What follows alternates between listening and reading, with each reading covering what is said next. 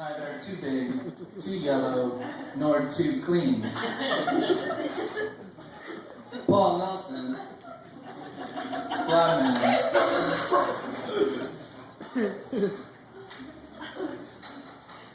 His founder of Splab wrote Organic Poetry, a book of essays to be republished this fall by Apprentice House of Baltimore, as well as a serial poem reenacting the history of Auburn, Washington, a time before slaughter. His latest chapbook is Haibun de la Serna, a series of haibun inspired by the neo-Baroque Spanish poet Ramon Gomez de la Serna. Ladies and gentlemen, Mr. Paul Nelson.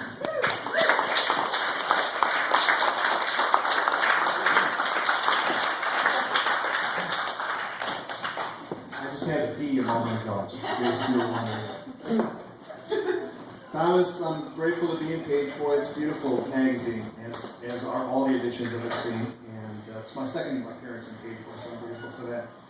So I'm going to read a poem that I have in here. And it's a tribute to Lorene Niedecker, a great poet from Wisconsin. It's part of the Objectivists. Mercurial Motion. Lorene Niedecker, between clean hospital discard, linen sheets, 3 chipped bowls in the old wood cabinets, the ricochets of liver heat and eastern views of the ridge above the green. The mine, kayak, rests riverside, under bluffs, water still rampant from last night's rare thunderstorm. The rain, a coherence falling into the syllables, Robin sings from Berkeley, from beyond the grave. She would have seen many floods alongside the rock, her marshes, the Brontes moors, and our stuck stumps thumping their way downstream flood time in search of a cooling of the liver until the blood fire rises as Lorene mentions bees.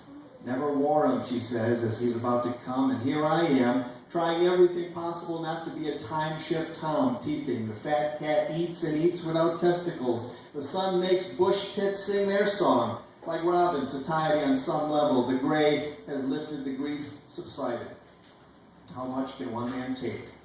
More, apparently. Lorene dreams of floors never clean, of ankle-deep living room mud. She's been in a pre-coital state since 1970.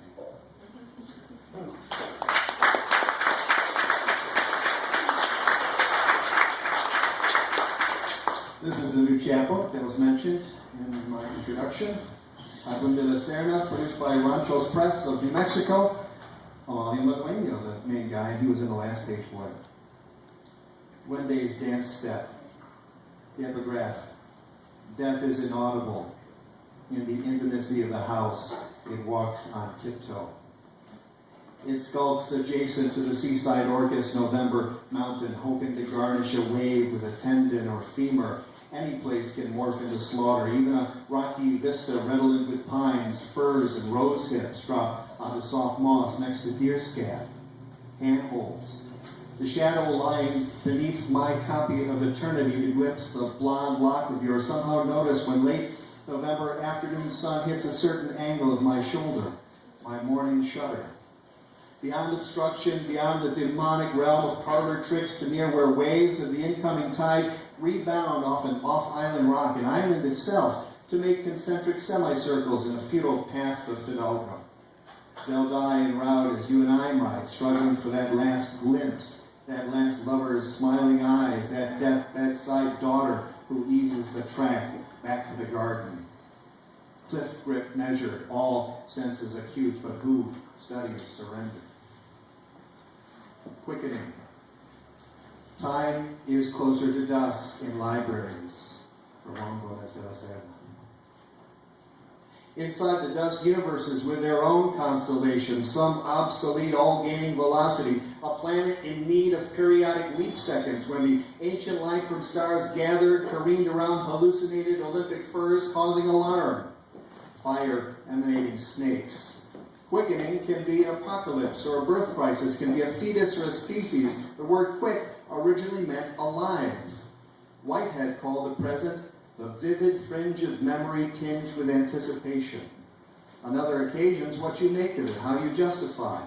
Ringed with wintering Scotch broom or the pods left behind by lavender blossoms, one he might have crumpled in the minute universes of his sweater pocket. And she goes from 0 to car driving in 60 seconds. Gave him the gift of the present. Saw his history laid out in microscopic skin flecks she wipes from library shelves beyond the photo of his father. Still alive. Still holding that pipe, posing. You can almost smell the Walgreens cheap tobacco you were to teenage shoplift later. Time is cloud and ash, and the exiled attempted compassion rebounding as a flaming email. But that don't stop you from reaching out to the higher selves. Constellations may be patient, but they won't wait for the end of your hallucination.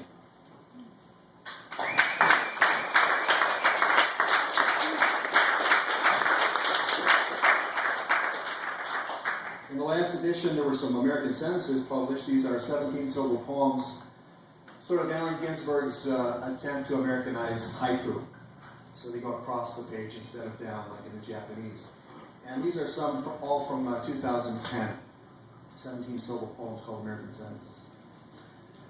This is from March 16th. Not a cigarette butt, slice of magnolia blossom dying on the sidewalk. March 20th. The Hindu cleaning lady is stealing bathroom tiles in a dream. April 23rd. Seattle courtesy. Truck driver waits as crows move chicken carcass. April 26th. To a cat jumping over your head during yoga, good idea. This is from Brussels, May 6th. She can't hear her cell phone chat above his French accordion version of My Way. May 9th. Trying to keep raw eggs in the strike zone very hard in today's dream. May 31st. Man inadvertently shoots himself in the testicles in accidental discharge. June 19th. Hank's Flick Review. Avatar is just Pocahontas with blue people. June 20th. Seattle solstice. Chihuahua shivers in cold rain outside Starbucks. July 1st. Sarah says dyeing her hair makes her look younger. Ma says from the scalp up. July 13th. From beyond the grave, she sends me a social networking request. August 19th. Was that hummingbird chasing crow over a roof on 52nd? August 30th. How cool was their alphabet, she says, at the mission, looking at cattle brands. From San Diego on September 2nd. The Japanese garden was lovely, except for the barbed wire and dead rats. November 3rd. Maybe this global warming thing ain't so bad. November raspberries. November 20th. Want to call her and tell her I forgot my cell phone, but I forgot my cell phone. And finally, this is December 17th. 2 unwanted things on our porch we must discard. Dead rat, yellow pages. So that's...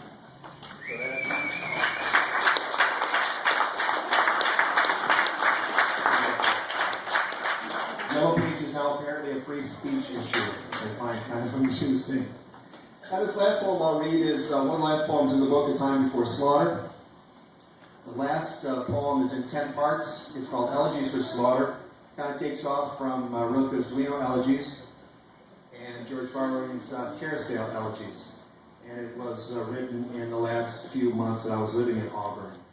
And this one starts with an epigraph. Stars are what we are and will return to after this lucid dream we burn for. 9. Not yet counting breaths, no longer young, linger now like the May lilac, now coming in April, tracking every murmur, only now that likeness has been discovered. One shot and then no more. No following another off, no overtime periods, no more bleaching away your footsteps, tracking all over the wily paths of slaughter. Then loved ones start dropping, and you didn't call, lost in the story of your own meat. Lost chasing a bloodline murmur you confused with intuition. Who cares now what the score is? When you start counting breaths, all but the few steps seem like diversion, and the sky no longer pities our fathers. Take that past the next pole shift and see if your new language of sneezes, punctuated by stuck river gurgles, makes any more sense.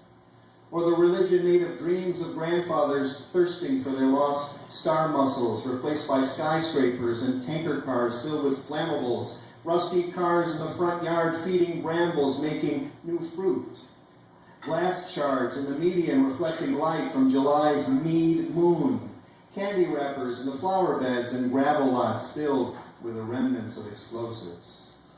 They'll never know you walk the greasy sidewalks of slaughter, never know the small neighbor favors, won't remember your stand on abortion, but festoon with flowers the tombstones of the scholars of war. Your old garden will be a strip mall, and your essence?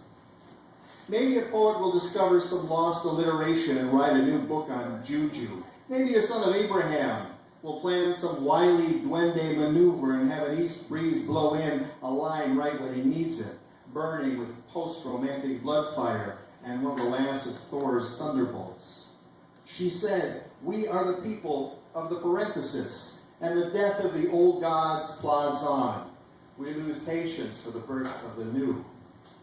Moth-eaten English heather we only recognize when it eats our overthrown softball or scratches our trunk backing up in haste. And what can you show the angels they ain't seen before? The dead are notoriously hard to please," Spicer said, or was it Lorca? What do the angels want besides Indian beads on your summer hat, besides cedar wrapped into a cap Rosa wears with the tail of her late son's hair hanging from the back? They demand ceaseless your construction of a heart of fire, postcards, appetite. They demand ceaseless arson and orange sunsets and the occasional offering of tobacco and spilt blood. They want to live vicarious through your heart attack, serious burn, revel in each thrust and mambo, get stuck in your throat in the fetal position, and force your tongue to twist out new sounds that chart the heart of slaughter's every gimmick, every last dance step. Track it down, get it on the record. Tell it slant like the new song of the old blowed-up river, or red paint power underneath a dying sun, or a lost mead moon sister moment, where each of us chooses slaughter or plum trees, and the angel smiles when the first flicker from that new heart of fire rises and stays steady in that next Chinook wind.